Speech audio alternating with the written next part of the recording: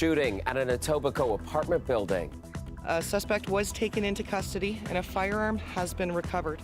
We're live at the scene with the latest from police and the neighborhood. I came home and I was just crying, bro. I was like, what the hell? I was gonna do that to him. Plus, a 17-year-old boy is dead in Pickering. What police have uncovered about the drive-by shooting. Air quality can fluctuate hour by hour and from place to place. And an unprecedented wildfire season forces unprecedented concern for air quality in Toronto. What you need to know about the air pollution in the days ahead. Good evening, I'm Chris Glover. We begin tonight with that developing story in the city's West End. One man is dead, another is in custody after a shooting this evening inside an Etobicoke apartment building. Let's get right to the scene with Dale Manukduk. And Dale, police gave an update about an hour and a half ago. What stood out? Well, Chris, you mentioned it. It's that there's a suspect already in custody, but also that a firearm was recovered. Now, police did not provide a lot of detail. We do know that the call came in around 7 p.m. for reports of someone being shot. We also know that Toronto Police 22 Division is no more than 500 meters away from here. When police arrived, they did locate a man inside one of the apartment units with gunshot wounds. He was pronounced deceased on scene. Now, homicide is now in charge of this investigation. Here's what Duty Inspector Suzanne Redmond had to say. They are speaking to some witnesses. They are not here. And FIS is on scene doing their forensic identification processing of the scene. It's unclear whether or not there were more people inside the unit at the time of the shooting, Chris. We do know that it was still sunlight when this took place. When I arrived, there were still lots of people outside, including families and young children playing in the adjoining splash pad. However, it does appear that this was fairly contained. The suspect apprehended quickly, the firearm, the gun recovered, and Suzanne Redmond says that there was no immediate threat or ongoing threat to public safety. We did speak to one man who did see it all unfold. Well, I was just standing right here. I just heard like a couple of cars come here, like the police cars, and they were arresting a guy in the handcuffs, and they just bring the person from that building, and yep. They searched the person, and there were like a couple of things from him, like some kind of packets, and then they simply take the person to the police station. And you'll see, Chris, that police's forensics identification services is still on scene. Police are asking that anyone with information contact them or Crime Stoppers. Chris? All right, Dale Manukduk reporting live for us tonight from Toronto's latest homicide investigation.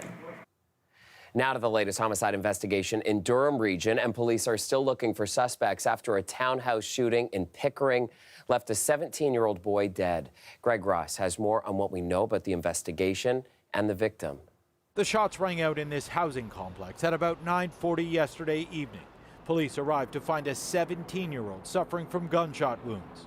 Officers as well as paramedics attempted to perform life-saving measures, which were unfortunately unsuccessful, and the male was pronounced deceased on scene.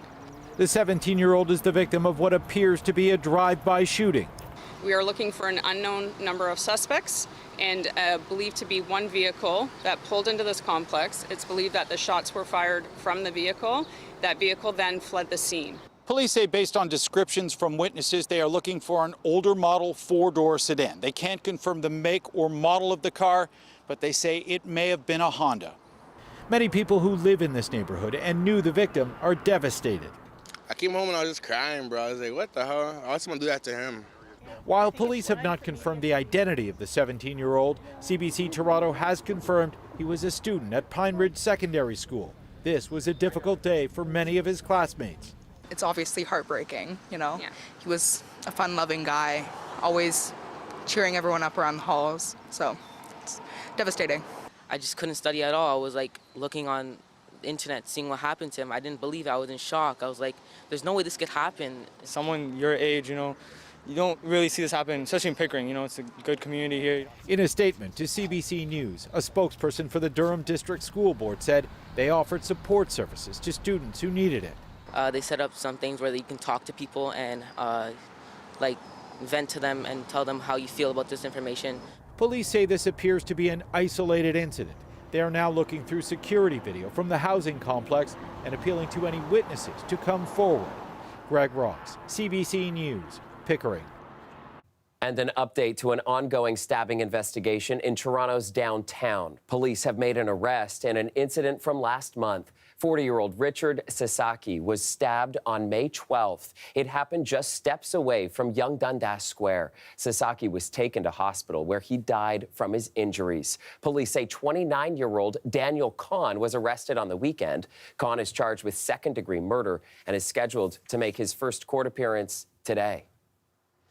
In Woodbridge, a fire has gutted a home, leaving extensive damage. We want to show you the scene of what it looked like. The blaze happening just after 8 this morning at a home on Cattail Drive in the Highway 400 and Rutherford Road area. Despite extensive damage to the residents, officials say there are no reports of injuries. The cause of the fire is still under investigation. Taking you to Oshawa now, where just 2 weeks after its grand opening, Ed Broadbent Waterfront Park has been vandalized. Today, I feel saddened as I stand in front of the Human Rights Garden in the Ed Broadbent Park. To be able to see this type of vandalism on this particular sign just breaks my heart. We're better than this. We're better than this. Oshawa Mayor Dan Carter says the estimates to repair the damages are around $50,000. Along with the main sign, damages include numerous light poles, a camera, and a vending machine. An 18-year-old and a 16-year-old were arrested in connection to the vandalism. A third male is still at large, but investigators say they know who he is. Anyone with information, though, should still contact police. Environment Canada has officially ended its air quality statement from yesterday. The federal agency was warning wildfire smoke had once again created higher levels of air pollution. It is a trend that could be with us throughout this summer. Meg Roberts has the details. You aren't imagining it. The smoke is back. Yesterday, Environment Canada issuing an air quality statement. The forecast today, a little better, but an unprecedented wildfire season may force the GTA to get used to the pollution this summer. We know that such intense fires will continue in the coming weeks and will continue to cause more fires. Environment Canada says it's hard to predict how much smoke the GTA will get this summer, as factors like wind and precipitation play a major role. Air quality can fluctuate hour by hour and from place to place. So you're just going to have to keep an eye on what's going on in that moment and be prepared. Especially vulnerable populations, which include those with respiratory conditions, pregnant women, outdoor workers, people experiencing homelessness, infants, and the elderly. We should all be taking precautions, so not exercising out of doors, really staying inside when we can, keeping the windows closed, using an air cleaner like a HEPA filter if we have one, potentially even wearing an N95 mask out of doors. The City of Toronto said in a statement, should air quality be poor, outdoor camps and programs may be cancelled or moved indoors. It's also asking organizers of outdoor sports events to consider air quality when making decisions about holding, continuing, or modifying an event, and says the city maintains a map of cool spaces that are available for people to use throughout the summer. This physician says it's important to protect yourself while researchers try to understand the long-term effects of smoke inhalation. There is some indication in the emerging literature around exposure to wildfire smoke that prolonged exposure can lead to the development of lung disease, can lead to potentially cognitive impacts. The air pollution already experienced this summer has scholars worried about years to come. Our research has shown that if we don't act to reduce emissions, we do expect air quality to get worse on average, both in Canada and the United States, in a way that puts some of the gains that we've made in the past 50 years with improving air quality at risk. Environment Canada says based on its current forecast, it's not expecting to send any air pollution alerts in the next few days. Meg Roberts, CBC News, Toronto. All right, so much nicer out there tonight and warm too as we look live at the city's skyline. 20 degrees and clear. Colette Kennedy joining us now with a first look at the forecast. And Colette, what a way to start the week. Yeah, just beautiful conditions for our Monday, an improvement from the weekend. Seeing that air quality really getting a little bit better because we didn't have the northerly flow bringing it towards us, but more of an easterly flow coming in off the lake. And the temperatures, yeah, lots of mid-20s, some lower 20s too, but lots of mid-20s. You see some moisture trying to poke its way in here. Yeah, no, that's really not happening. We've got a ridge of high pressure that's very strong. It's kind of blocking everything else that will be going on further to the south of us. So even any little sprinkles drying up in the upper atmosphere and not making their way towards the ground, what does that mean for us? Well, it means a couple of nice days ahead. What we will find, though, is the humidity is going to start creeping up a little bit. So we've got to get accustomed to that yet again. Overnight tonight, some comfortable sleeping weather for now, 17 degrees, mostly clear skies. And for tomorrow afternoon, 26, a few fair weather clouds possible in the morning, but that easterly breeze still flowing and feeling like we're at 30. Bring on summer. Thank you, Colette. An update tonight on a story about Thorncliffe Park tenants who went on a rent strike last month. One of the owners of a 3-building apartment complex is now asking the landlord and tenant board to evict more than 100 people who have withheld rent since May 1st. Especially for me and my parents, that we've decided to go on rent strike because of the above guideline increase notices we've received. It's quite a lot for us. We asked management to withdraw this AGI application, and we haven't heard anything.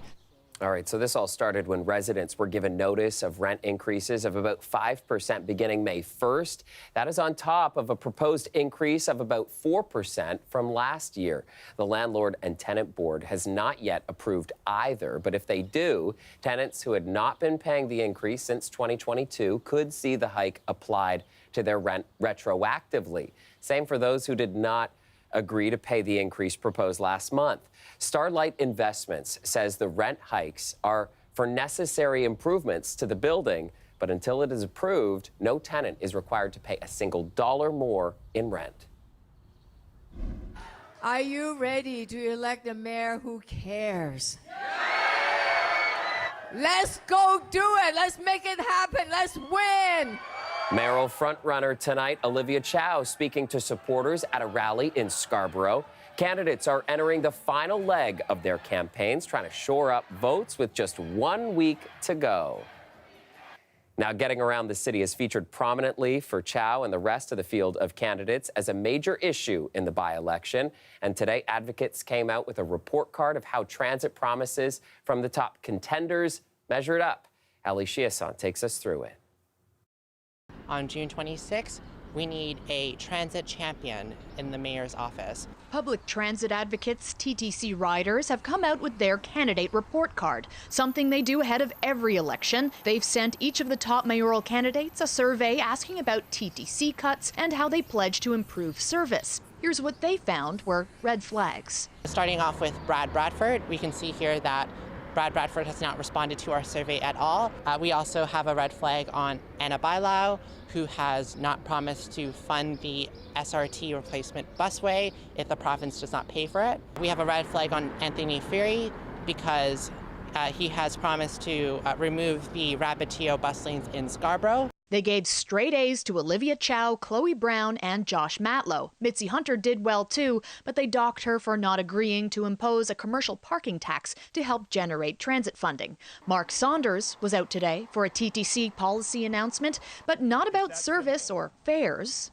As mayor, I will immediately move on day one to stop crime and disorder on TTC. He says he would do so by hiring more TTC constables and give them police training. The TTC is not a social service agency. The TTC's job is to get people to and from where they need to go safely. These days, people are trying to get to where they need to go while feeling the brunt of TTC cuts, resulting in delays along certain routes and a 10-cent fare increase. Sticking with the whole report card theme, I had to ask. If you were to give the TTC a grade, like a school grade, what would it be? F. I'm leaving the city because it's such terrible transit in the city. It'd be about a 5 right now. So is that like 50%, just barely passing? Just barely passing. So A, B, C, D, F, E, D. Okay, why is that? Well, I'm trying to get to school right now, but the 504 and the 505 aren't working. And I just feel like a lot of issues are going on, like the crime and just everything. These days, even work like track replacement, which is an improvement, feels like another burden. I was supposed to go this way, but because the road here is blocked, it dropped me further down and I have to come back here to take another bus and go. How frustrating is that? It's really frustrating because I'm supposed to start my job by 12 and it's almost 1 now. Still, though, some see a light at the end of the tunnel. But right now, I'll give them like 7 out of 10. Will some of that transit pain drive people to the polls? We will only know come Monday. Ali Chiasson, CBC News, Toronto.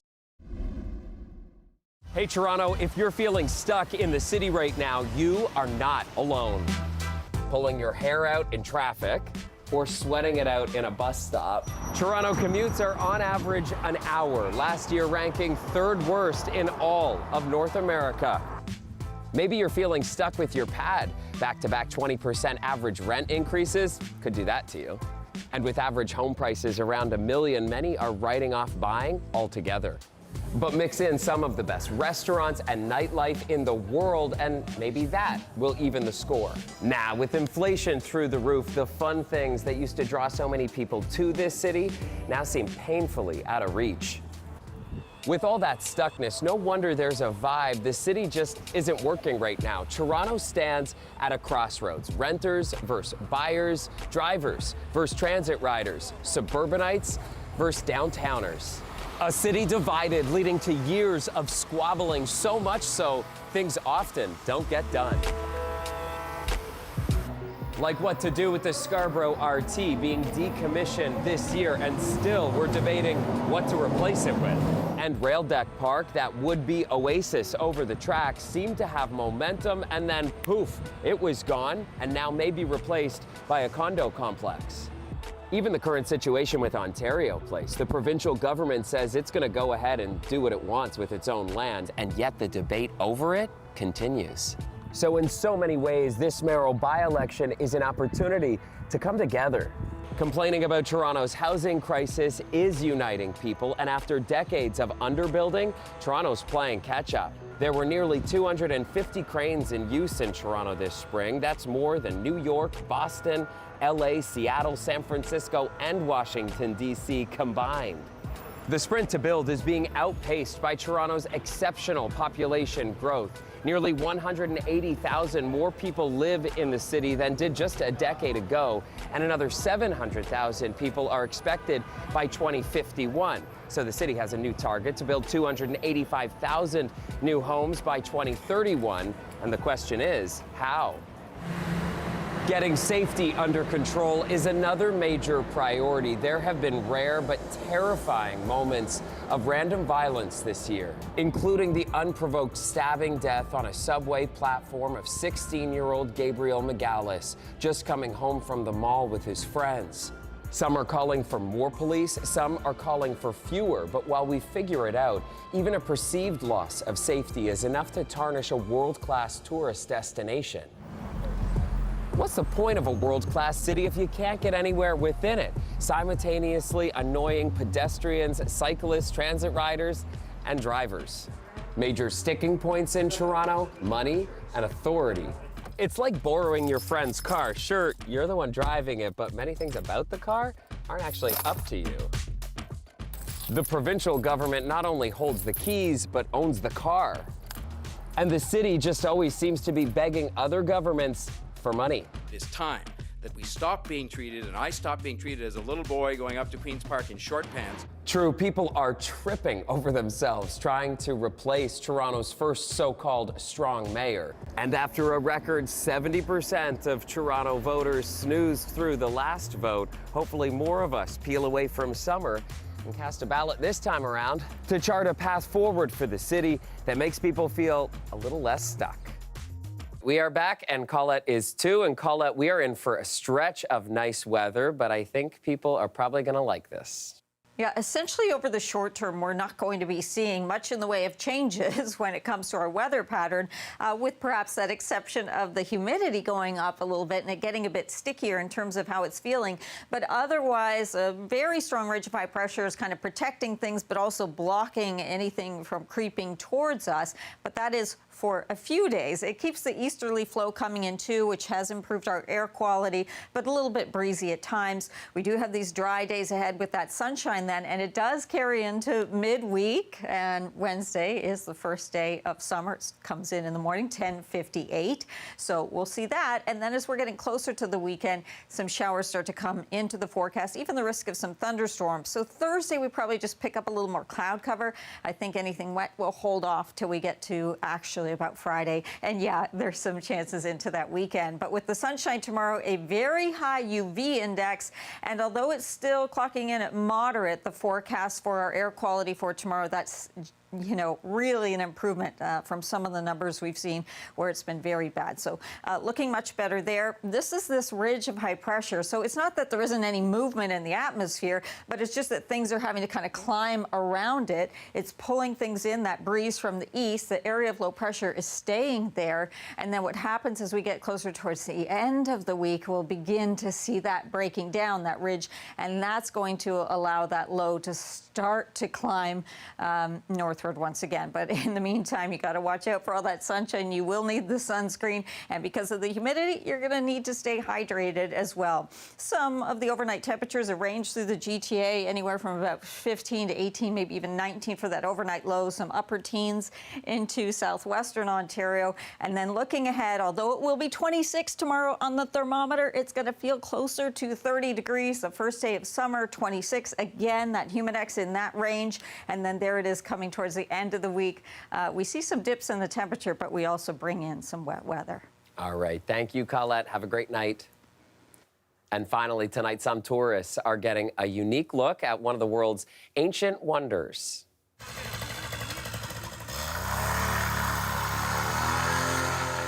All right, it was up, and away for a group of Brazilian paramotoring enthusiasts who took to the air for a bird's-eye view of the pyramids in Giza, Egypt. They fly about 200 meters above the famous monuments, and some larger paramotor units allow for both a pilot and a passenger to take in the aerial views. A company called Sky One organizes the events, and it's hoping to encourage more paramotoring tourism in the years ahead. Pretty neat. And that is our show for you tonight. Thank you so much for watching. Maribel Tarouk has your next local newscast tomorrow at 6, and I will see you back here tomorrow night at 11. Have a great night, everyone.